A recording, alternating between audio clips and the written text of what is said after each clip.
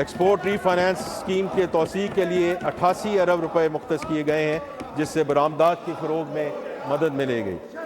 حکومت BISP کی flag شپ initiative کی کوریج بڑھانے کا ارادہ رکھتی ہے۔ اس سے عملی جاملہ پہنانے کے لیے کفالت پروگرام کو 1 ملین خاندانوں تک پہنچایا جائے گا۔ تعلیمی وظائف پروگرام کو مزید وسعت دی جائے گی تاکہ تقریباً 92 لاکھ بچوں کو فائدہ پہنچایا جا سکے۔ اگلے مالی سال میں BISP کے لیے 838 ارب روپے مختص کرنے کی تجویز ہے، جو کہ پچھلے سال کے مقابلے میں 17% زیادہ ہے۔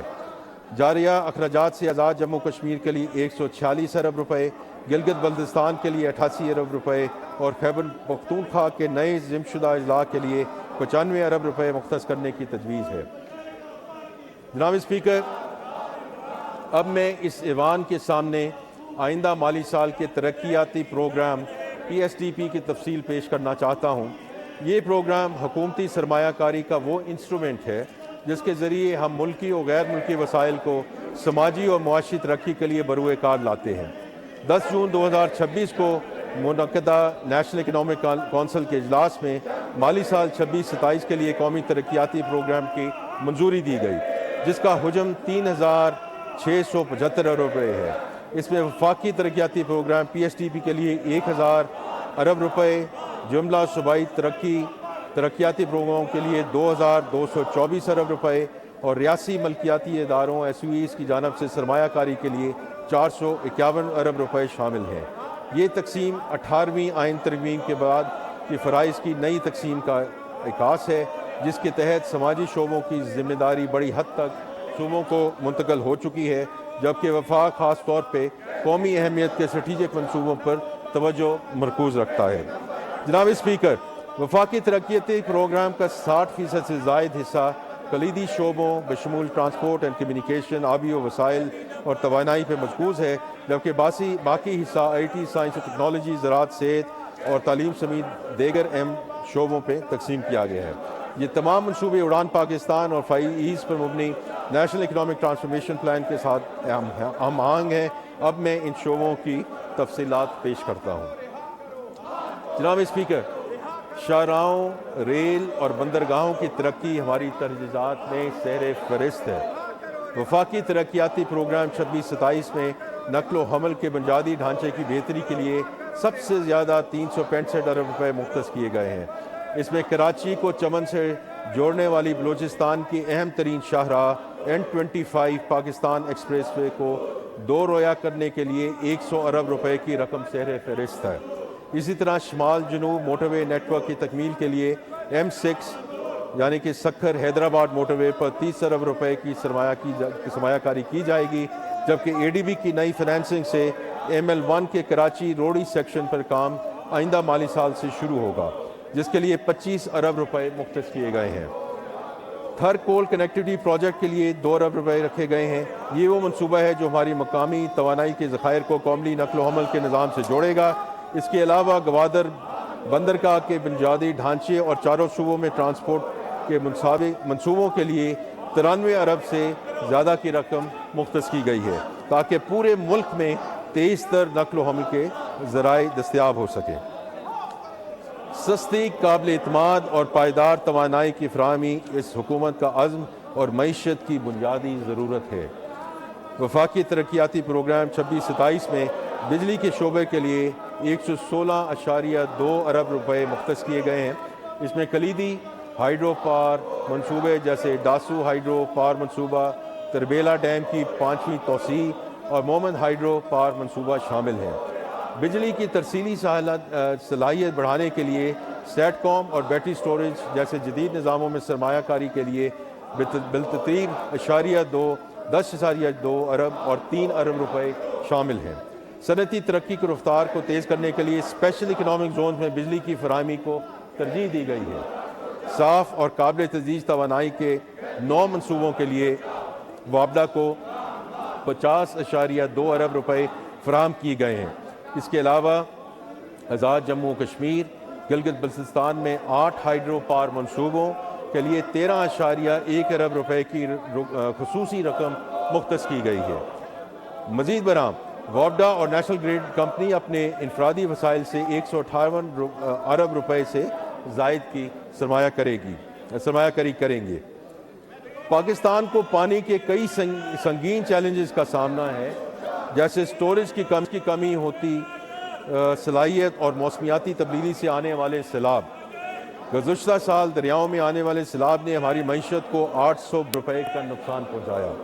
یہ نقصان ہمیں اس شعبے میں منظم سرمایہ کاری کی فوری ضرورت کی نشاندہی کرتا ہے۔ اسی لیے وفاقی ترقیاتی بجٹ 26-27 میں 43 آبی منصوبوں کے لیے 103.1 ارب روپے مختص کیے گئے ہیں۔ سب سے اہم منصوبوں میں دیامیر بھاشا ڈیم کے لیے 14 ارب روپے، میمن ڈیم کے لیے 22 ارب روپے،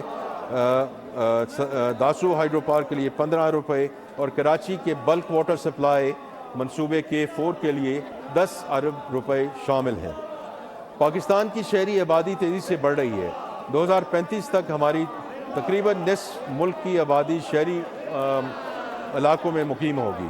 اربن سینٹرز میں ہماری معیشت کا تقریباً 55% حصہ ہیں اور 80 لاکھ سے زائد ملازمتیں فراہم کرتے ہیں۔ وفاقی ترقیاتی بجٹ 26-27 میں سسٹینیبل اربن ڈیولپمنٹ اور ہاؤسنگ کے شعبے کے لیے 54.6 ارب روپے مختص کیے گئے ہیں۔ اس مختص رقم کے ذریعے وفاقی اور صوبائی سطح پر 1,50,000 سستے اور کلائمیٹ ریزسٹنٹ رہائشی یونٹس تعمیر کیے جائیں گے۔ 10 بڑے شہروں کے لیے ڈیجیٹل ماسٹر پلانز تیار کیے جائیں گے اور شہری پانی اور صفائی کی فراہمی میں واضح بہتری لائی جائے گی۔ یہ منصوبے ان اقدامات کے علاوہ ہیں جن کا ذکر میں پہلے کر چکا ہوں۔ ان دونوں کے امتزاج سے ہاؤسنگ اور تعمیرات کے شعبے میں واضح اور دور رس نتائج کی حامل مثبت تبدیلیاں رونما ہوں گی۔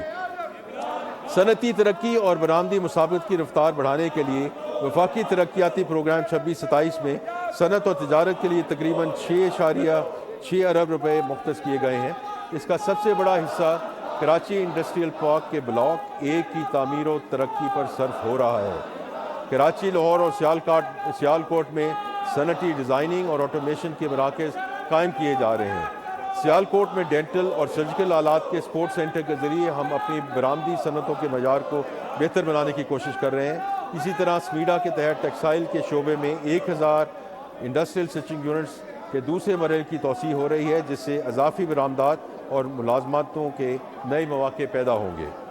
جناب اسپیکر، 6.6 ارب روپے مختص کیے گئے ہیں۔ اس کا سب سے بڑا حصہ کراچی انڈسٹریل پارک کے بلاک 1 کی تعمیر و ترقی پر صرف ہو رہا ہے۔ کراچی، لاہور اور سیالکوٹ میں صنعتی ڈیزائننگ اور آٹومیشن کے مراکز قائم کیے جا رہے ہیں۔ سیالکوٹ میں ڈینٹل اور سرجیکل آلات کے سپورٹ سینٹر کے ذریعے ہم اپنی برآمدی صنعتوں کے معیار کو بہتر بنانے کی کوشش کر رہے ہیں۔ اسی طرح سمیڈا کے تحت ٹیکسٹائل کے شعبے میں 1000 انڈسٹریل سٹچنگ یونٹس کے دوسرے مرحلے کی توسیع ہو رہی ہے، جس سے اضافی برآمدات اور ملازمتوں کے نئے مواقع پیدا ہوں گے۔ جناب اسپیکر، عوامی صحت کی دیکھ بھال ہماری اہم قومی ترجیح ہے۔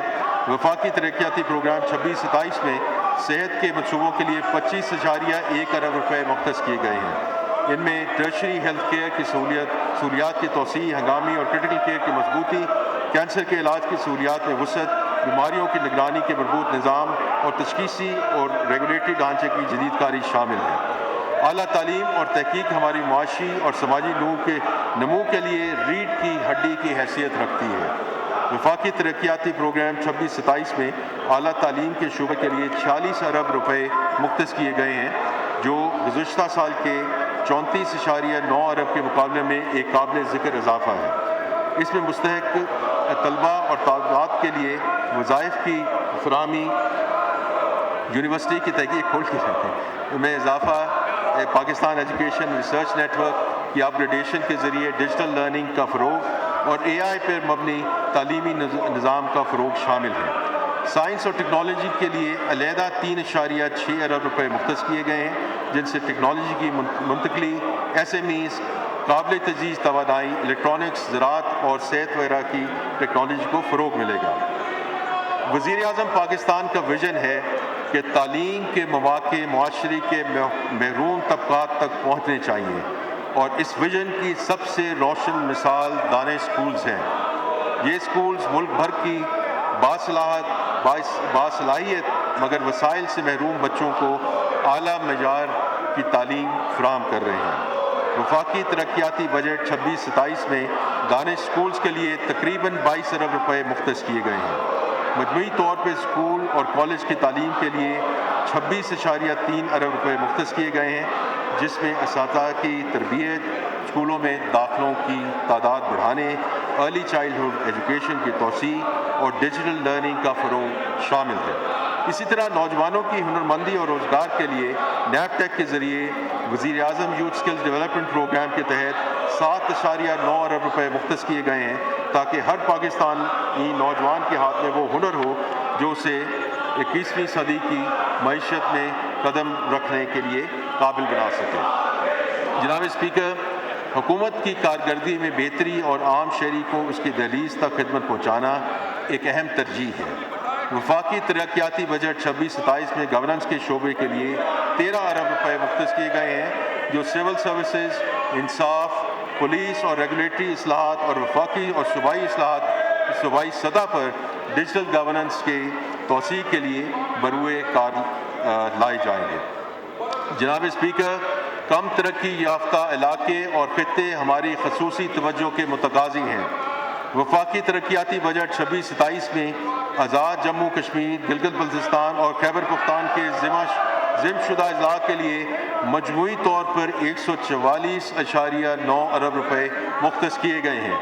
آزاد جموں کشمیر کے لیے 45 ارب روپے، گلگت بلتستان کے لیے 44 ارب روپے اور خیبر پختونخوا کے ضم شدہ اضلاع کے لیے 56 ارب روپے مختص کیے گئے ہیں۔ اس کے علاوہ وزیر اعظم کے خصوصی پیکج کے طور پر آزاد جموں کشمیر کے لیے 5 ارب روپے اور گلگت بلتستان کے لیے 4 ارب روپے مختص کیے گئے ہیں۔ جناب اسپیکر، میں نے اس معزز ایوان کے سامنے حکومت کے اخراجات کی ترجیحات بیان کر دی ہیں۔ اب میں ٹیکس اقدامات کا ذکر کروں گا اور ان تجاویز جو ہم ہیں ان کو میں 3 حصوں میں پیش کرنا چاہوں گا۔ پہلا حصہ جو